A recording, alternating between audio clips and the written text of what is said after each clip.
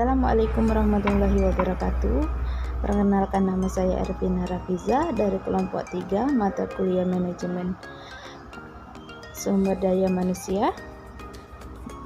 Baiklah, saya di sini bersama teman-teman saya akan menjelaskan atau memaparkan sedikit materi tentang desain pekerjaan dan analisis pekerjaan. Baiklah, saya di sini akan menjelaskan tentang pengertian desain pekerjaan dan alasan-alasan diperlukannya desain pekerjaan itu sendiri dalam suatu perusahaan. Nah, di sini desain pekerjaan merupakan salah satu komponen penting dalam manajemen sumber daya manusia. Desain pekerjaan itu bisa disebut dengan rancangan kerja. Merupakan fungsi penetapan kegiatan-kegiatan individu untuk kelompok karyawan dalam wadah organisasi.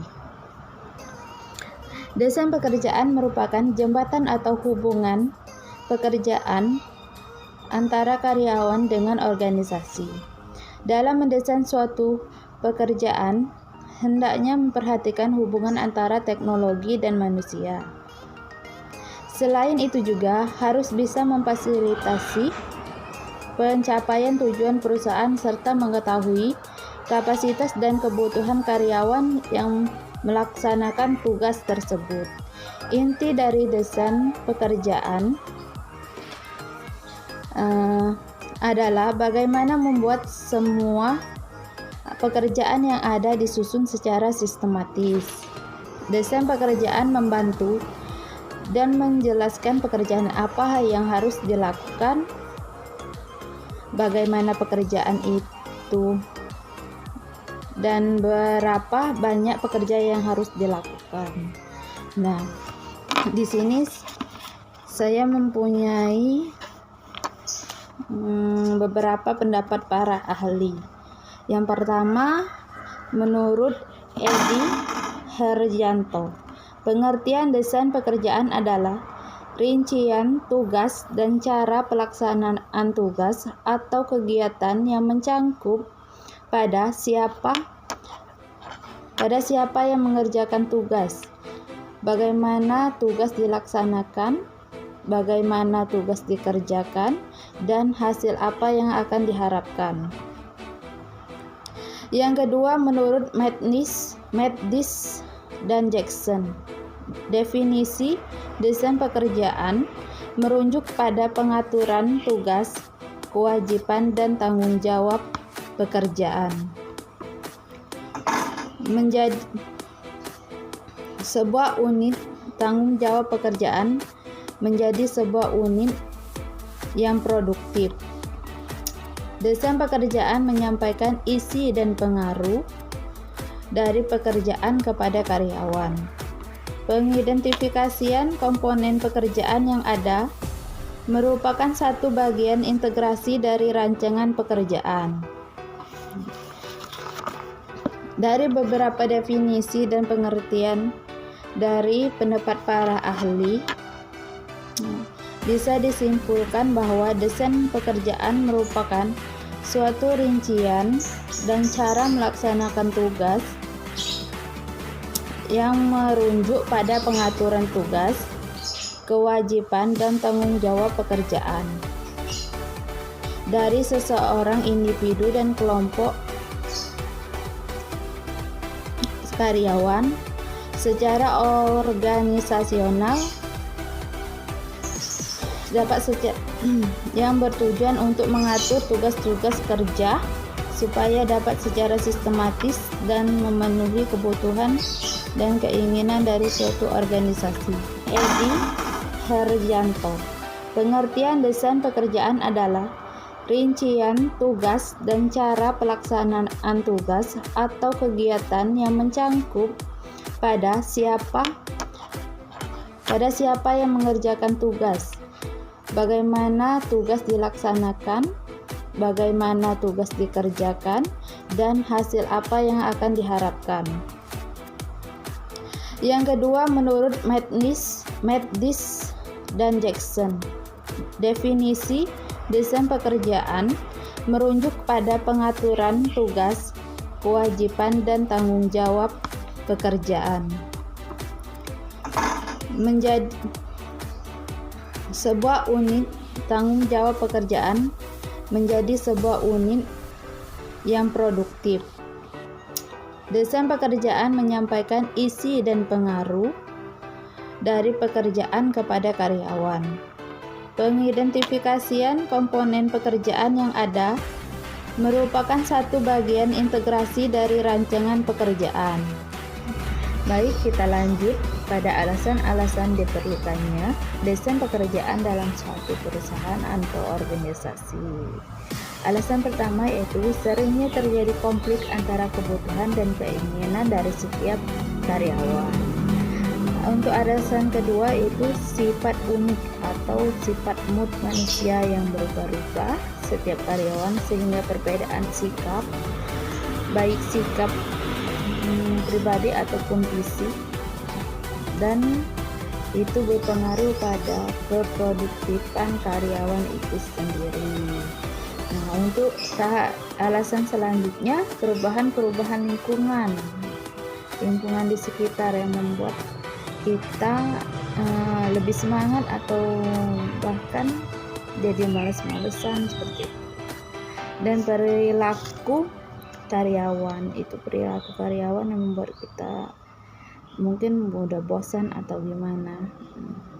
Yang selanjutnya kemampuan dan ketersediaannya karyawan, karena kita tahu banyak yang mampu tapi tidak mempunyai keahlian, banyak yang ingin tapi tidak pada bidangnya, seperti itu. Nah, demikian penjelasan dari saya yang nanti akan dilanjutkan oleh saudara Rahmat Sulaiman. Padanya kami persilakan.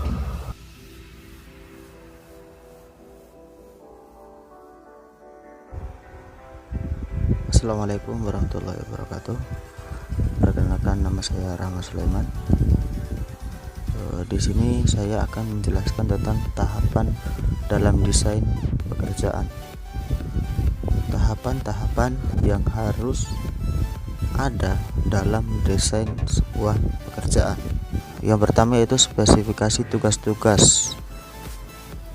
Dapat dilihat di sini. Yang pertama itu spesifikasi tugas-tugas individual. Apa perbedaan tugas-tugas yang harus dilaksanakan? Jadi tahapan yang pertama itu adalah spesifikasi tugas-tugas atau memperincikan tugas-tugas individual perorangan. Jadi apa perbedaan tugas-tugas yang harus dilaksanakan, tentang perbedaan tugas-tugas antara pekerja satu dengan pekerja yang lainnya. Kemudian tahapan selanjutnya spesifikasi metode untuk melaksanakan setiap tugas. Bagaimana setiap tugas akan dilaksanakan. Jadi tahapan kedua ini memperincikan metode untuk melaksanakan setiap tugas. Jadi tugas-tugas, cara melaksanakan tugas-tugas dari setiap anggota tersebut.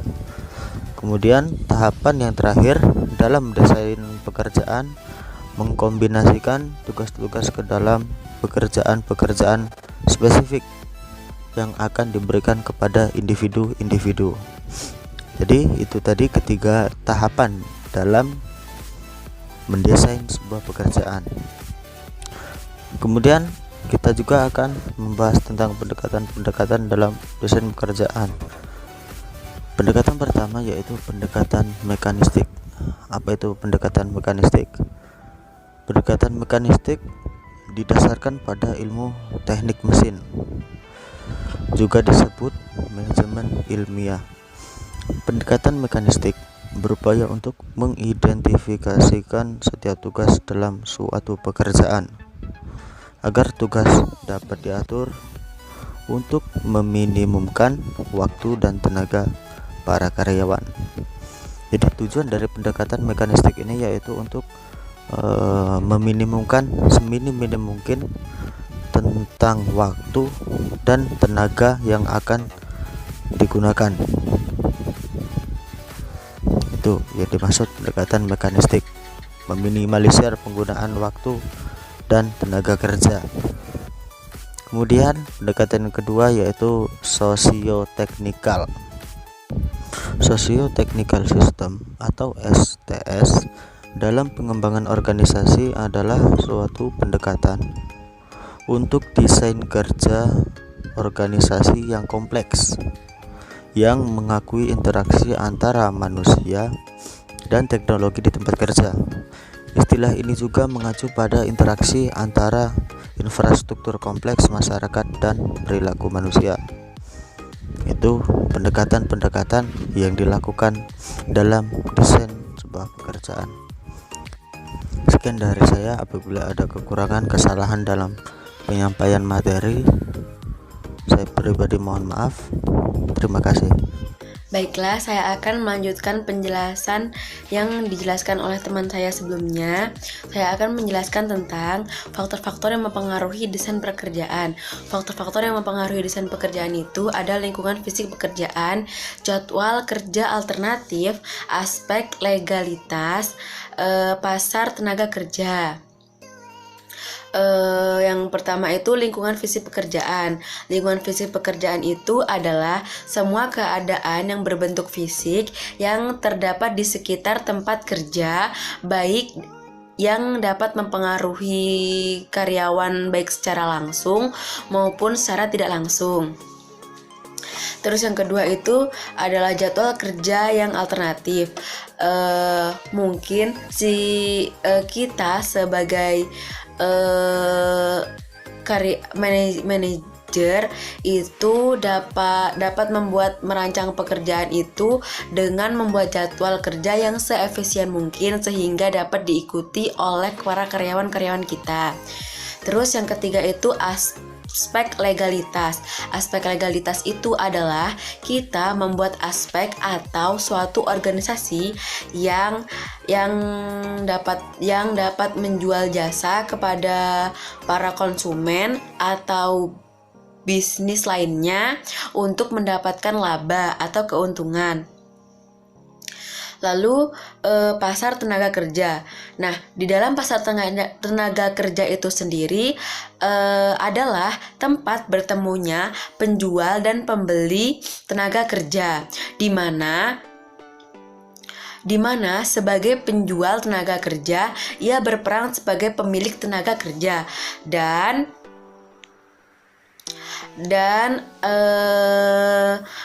sedangkan pembelinya yaitu orang yang akan memerlukan tenaga kerja. Lalu di samping itu ada juga faktor-faktor lainnya juga seperti individu, teknologi yang digunakan, dan biaya yang dianggarkan. Yang pertama itu adalah individu. Individu itu adalah setiap individu itu kan pasti memiliki perbedaan sikap, sifat, karakter, pandangan, persepsi dalam setiap organisasi yang sama. Setiap individu itu pasti tidak memiliki karakter dan sifat yang sama. Individu ini sangat berperan penting dalam pekerjaan, sehingga sumber daya manusianya itu menjadi faktor perhatian para manajer. Sifat, karakter, pandangan, persepsi dalam setiap organisasi yang sama. Setiap individu itu pasti tidak memiliki karakter dan sifat yang sama. Individu ini sangat berperan penting dalam pekerjaan, sehingga sumber daya manusianya itu menjadi faktor perhatian para manajer. Lalu yang selanjutnya itu adalah teknologi yang digunakan. Mungkin dalam merancang suatu pekerjaan itu kita dapat memikirkan teknologi-teknologi apa yang digunakan dalam suatu pekerjaan kita. Teknologi yang digunakan itu sendiri juga dalam suatu pekerjaan itu dapat menghambat suatu kelancaran pekerjaan. Apabila jenis pekerjaan, alat yang digunakan, tata letak, dan teknik tidak sesuai pada tempatnya, itu dapat menghambat jalannya pekerjaan. Nah, terus yang terakhir itu ada biaya atau anggaran. biaya atau anggaran itu sendiri kan sangat penting bagi bagi kelancaran desain pekerjaan, dimana saat kita merancang pekerjaan kan kita itu kan ingin mendapatkan keuntungan yang sangat besar. Intinya kita tuh dalam dunia bisnis itu yang kita cari adalah laba yang sangat besar, bukan rugi kan. Jadi pentingnya biaya atau anggaran ini adalah untuk agar kita bisa meminimalis biaya seminimalis mungkin agar kita mendapatkan keuntungan yang lebih besar. Kita menganggarkan biaya-biaya seperti biaya alat, seperti biaya bahan baku, seperti biaya lainnya. Itu kita minimaliskan sekecil mungkin agar kita mendapatkan keuntungan yang begitu besar. Kita tidak inginkan dalam suatu bisnis itu kita itu rugi. Jadi perlunya anggaran biaya di sini kita dapat mengetahui berapa biaya yang kita butuhkan agar mendapatkan keuntungan yang begitu besar. Misalnya kita beli bahan bakunya berapa ribu,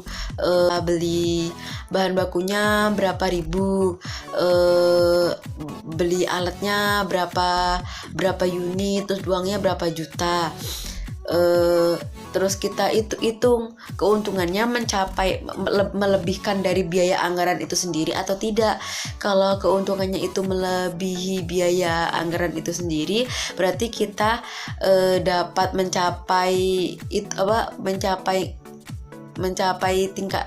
apa yang kita inginkan, mencapai keuntungan yang kita inginkan, yang kita dapatkan gitu. Baiklah, itu saja penjelasan dari saya. Dan penjelasan yang selanjutnya akan dijelaskan oleh teman saya. Terima kasih. Assalamualaikum warahmatullahi wabarakatuh. Perkenalkan, nama saya Suswati. Di sini saya akan menjelaskan tentang analisis pekerjaan. Pengertian analisis pekerjaan. Analisis pekerjaan adalah informasi tertulis mengenai jenis pekerjaan apa saja yang harus dikerjakan dalam suatu perusahaan agar perusahaan tersebut mencapai tujuan, atau suatu prosedur untuk menentukan tanggung jawab dan persyaratan keterampilan yang dibutuhkan dari pekerjaan dan jenis orang yang harus dipekerjakan. Tujuan dari analisis pekerjaan tersebut adalah yang pertama, menganalisis jenis pekerjaan. Selanjutnya, untuk kualifikasi pekerja. Yang ketiga, perhitungan beban kerja. Yang keempat, untuk penempatan dan menetapkan standar kualitas kerja. Adapun manfaat analisis pekerjaan adalah yang pertama, 1. Menetapkan basis rasional bagi struktur kompensasi. Yang kedua, mengevaluasi bagaimana tantangan-tantangan lingkungan mempengaruhi pekerjaan individual.